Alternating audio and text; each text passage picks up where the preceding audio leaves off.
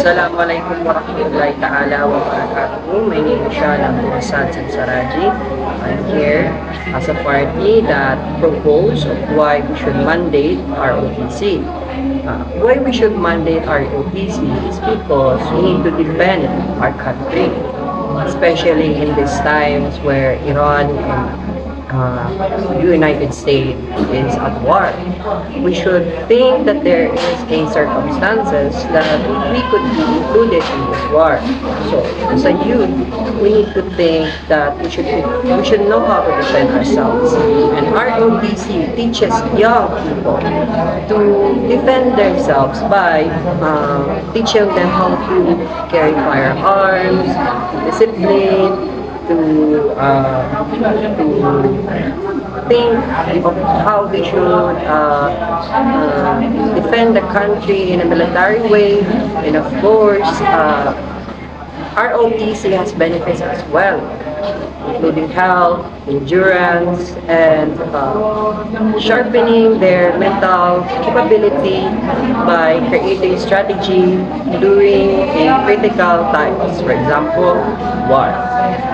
And if we are proposing to mandate this ROTC to young people,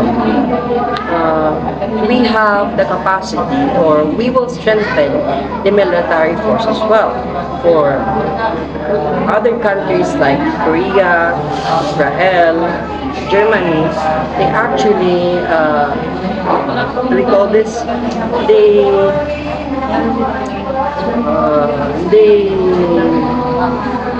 give the responsibility to their young ones to enlist in military.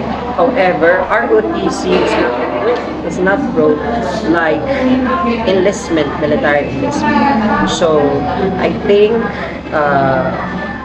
I would ask, or I would get the opinion of the other party. That's all. Thank you very much. Assalamualaikum warahmatullahi ta'ala wabarakatuh, and I'm also Primagidal Abdul Latif, and I'm in a position against the notion of mandatory ROTC. I oppose the mandatory ROTC imposed to first year students who are taking a 4-year course in college. That is the ROTC. Primarily because of the following. First, because of health concern. Not all students are capable to attend and take ROTC because of their health concerns, such as asthma, heart disease, kidney disease, and the such types that be considered incapable to do ROTC. Second, not all students wants it. Of course, we have to take the conscience of all students. We have to take all the sides of all students, whether they like it or not, to attend ROTC. Of course, we have to consider that might as well that they had a what do you call this, health conditions while in ROTC, while serving in ROTC. Who will be accountable and responsible if they had a health concerns while serving in ROTC? And also, you mentioned earlier that the war is unannounced and unexpected. A war cannot be triggered without any triggers. Now, how can we have a war without actually having triggering a war? Of course, it should be announced, and it should be expected. It's not unannounced, and it's not unexpected. I disagree with that. Second, you mentioned that we will defend ourselves and the nation. Are you responsible of defending the nation? And of course, you are responsible defending yourself, but the nation, there are people who are responsible to do that, such as the military. You mentioned earlier that we are going to defend the nation in a military way. Exactly. Military, the army, are the one responsible defending the nation and ourselves. Also, I also say that we have the CWTS as a good alternative. CWTS offers course, a civic engagement and civic awareness. With that civic awareness, we can actually defend ourselves before having a war. So exactly what we are doing here in MSU, we are conducting rallies to inform the people that there are wars happening in Middle East. Exactly, that's the reason why we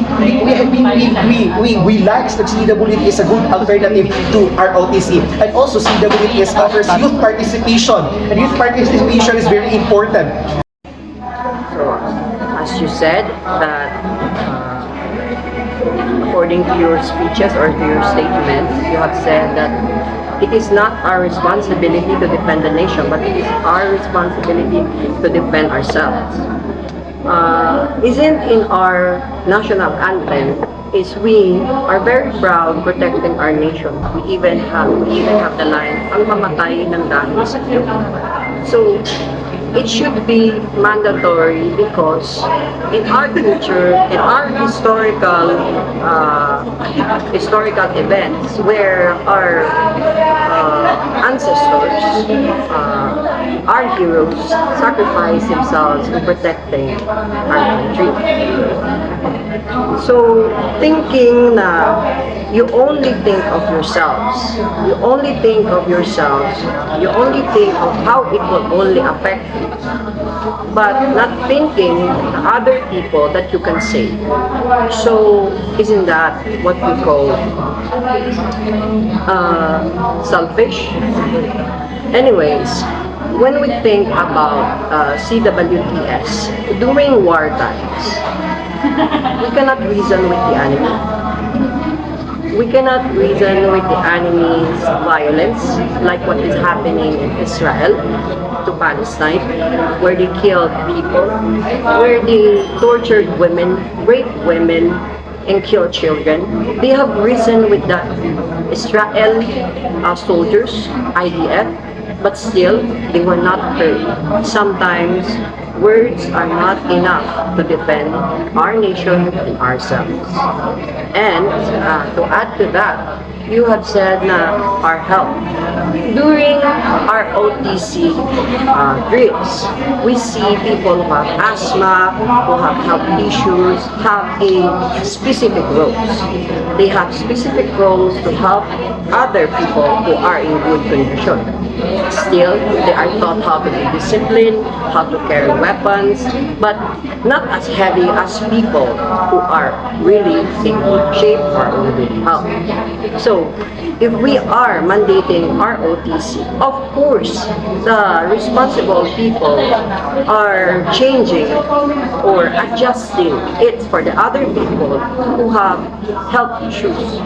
So thinking of depending only our national defense to the military only and being ignorant in defending ourselves is very bothering, because we Filipinos should know how to defend ourselves, our people, our liberty.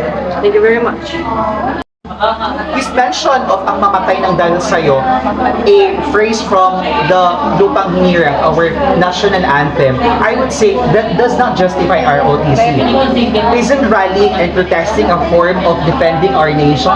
Isn't rallying and protesting and telling and saying the truth, telling and stories of our nation, does that count as a form of defense in our nation? I would say, of course. Now, ROTC, the question of ROTC, can it really defend the nation? That question has not been answered by the government. Okay, my question is that, can ROTC really ensure that we can defend our nation? I reiterate when I said about that CWTS offers more about social consciousness and social awareness, where lays the very important foundation to really understand what is happening in our society and what is happening in the world. And also, I reiterate that our ROTC training or military training does not ensure the capability to be in field Exactly, our OTC in college only offers 2 semesters where you are learning how to drill, we are learning how to command. But can you use that in actual war? Can you use that in actual field of war? No. The point here is what is really being learned in our OTC. As we can see here in MSU, there's no there's no actual training on how to use a weapon. There's no actual training on how to fire a weapon. So how can you ensure that? How can you say that ROTC can be used in actual war? I would say no. Also, when you mention about being selfish, when I say that defend yourself first before the nation, I actually agree that it is not selfish, but rather ensuring that you are putting yourself first rather than anything else. If you cannot defend yourself first, how can you defend your nation? Also, I also mentioned our journalists. Journalists are not trained through ROTC. They don't have any proper military training, but they are into wars. What are they doing in actual wars? They are in the field. They are reporting and telling the stories of what is happening in the field of war.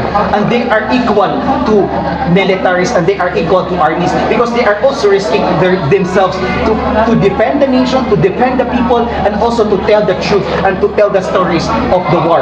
And that is a heroic action. That is heroic. But they don't have military action. They don't have proper military training, and they didn't undergo a ROTC.